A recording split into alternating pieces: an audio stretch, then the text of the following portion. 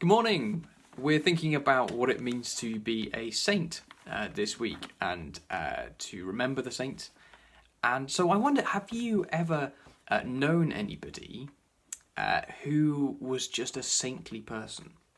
You know, those sort of people who are so, they're so good, they give of themselves, they're always full of joy and encouragement, and it seems to be inexhaustible, and they never have anything bad to say about anybody. And they're real heroes of faith. They're faithful people. And we describe them as being saintly. And particularly for those of us like me who don't consider ourselves to be particularly saintly, they're a real joy to have around.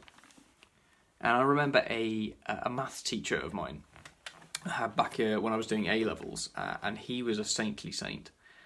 And I didn't understand any of the maths that he was trying to teach me, but I remember his character and who he was. And I remember thinking, I wonder what it is that, what are you drinking? What have you got? And I think my reflection that comes from today's verse from Ephesians, which says this: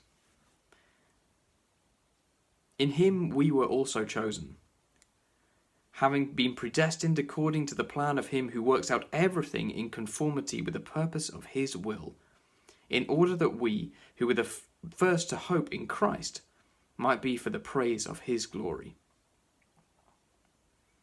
It talks here about in him we have been chosen, or in him Christ, we have been given an inheritance. And it's this inheritance of faith that we share in. That's the thing that marks people out, like my maths teacher. Like, that's the thing that I wanted to know about.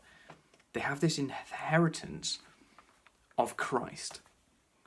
And we, as the saints, we are all saints. Those of us who confess and believe in Jesus Christ and follow him, we are saints. We know this. But what does that mean? That means that we share in the fullness of Jesus Christ's inheritance. And this is huge. It's hard even to have the words to describe it. The whole first chapter of Ephesians tries to have a go at what this means, and I encourage you to read it if you've got a minute. But it talks about Jesus and about all the inheritance that his Father has given him, everything that he has done.